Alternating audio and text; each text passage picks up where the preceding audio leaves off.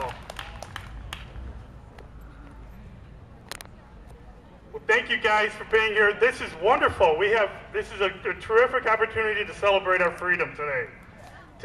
This weekend, we celebrate the 234th anniversary of the signing of the Declaration of Independence. Think about that. 234 years ago, this weekend, our founding fathers stood up to the most powerful nation on earth and demanded their freedom, demanded the rights to which they are entitled by God. And we stand here today, right now, after generations of our brave men and women in the armed forces have been defending our freedoms, generations of them fighting and dying for our freedom. And we stand here today ready to defend our freedom at home. I'm just going to quote here from Ronald Reagan. It's one of my favorite lines from him. He says, "Freedom is never more than one generation away from extinction. We didn't pass it on to our children in our bloodstream. It must be fought for, protected, handed on for them to do the same. Or one day we will spend our sunset years telling our children and our children's children what it was once like in the United States when men were free." Ladies and gentlemen, those words are as true today as they were when Ronald Reagan wrote them decades ago.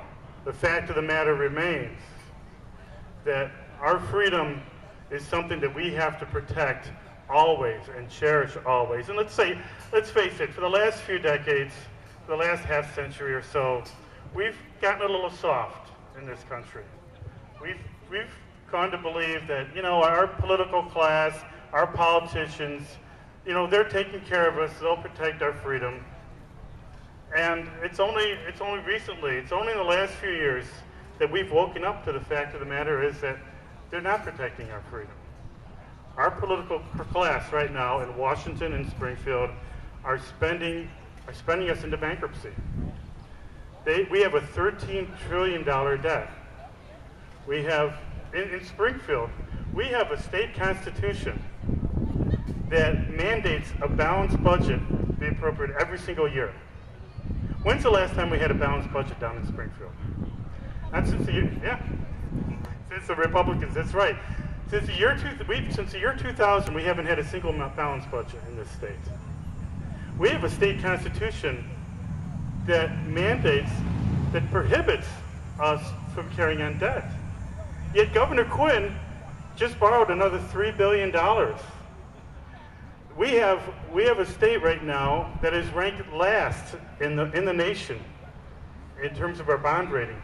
The Illinois and California have the worst bond ratings in the entire nation because we have spent and borrowed and taxed. And people that run our state have treated the state of Illinois like it's just one gigantic piggy bank for them. We look at Washington, D.C., we look at the vision that our founding fathers had when they stood up to that powerful nation 200 plus years ago. And in the Constitution, they wanted to make sure that the last thing they wanted as they freed themselves from an overbearing government was to create another overbearing government here. So they enshrined into our Constitution the 10th Amendment. And a lot of us already know or are familiar with the 10th Amendment.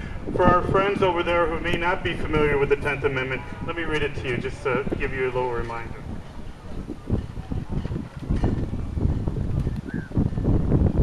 The powers not delegated to the United States by the Constitution nor prohibited by it to the states are reserved to the states respectively and to the people.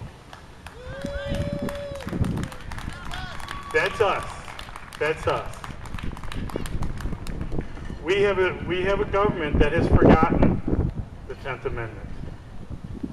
We have a government that is spending us right now into bankruptcy. That is on track. By the year 2020, the head of the Congressional Budget Office says that we're going to have a debt that's going to be 90% of our gross domestic product.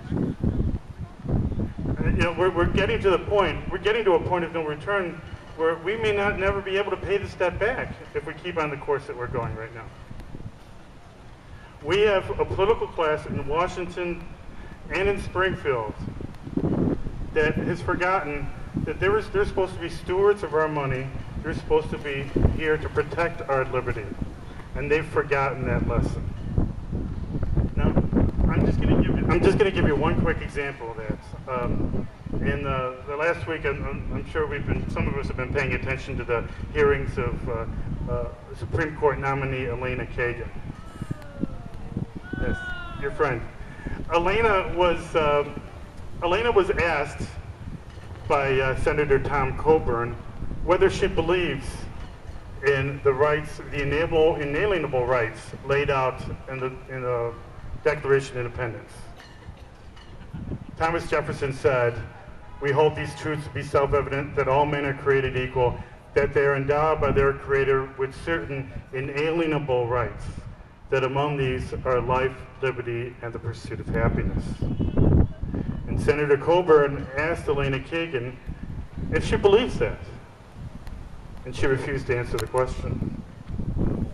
He pressed her again, and she said, "Well, I'm only here to talk about rights that are in the Constitution and not anything that's other than that."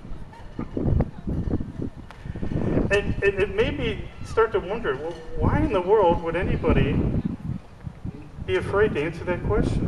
Why would anybody not be willing to stand up and say, "No, of course, yeah, I believe in what Thomas Jefferson said"?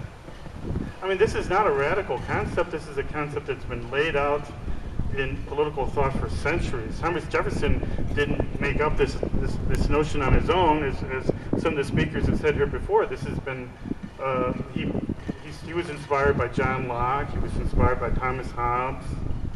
You know, throughout our political consciousness as a nation, we've always asserted the inherent dignity of the human person, and the fact that we have inalienable rights that are granted to us by virtue of our nature as human beings.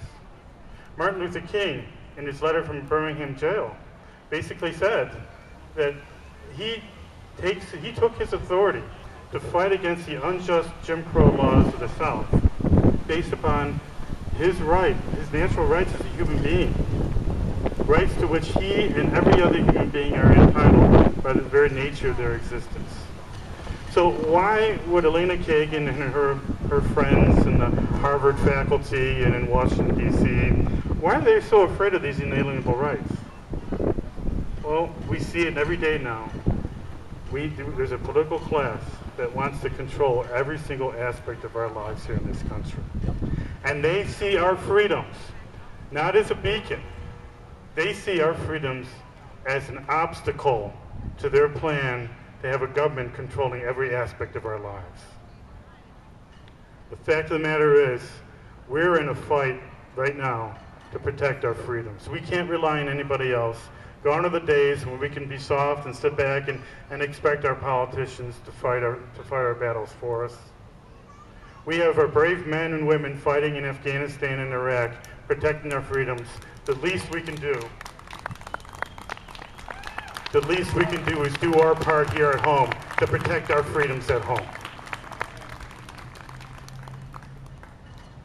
We are the last line of defense in a democracy.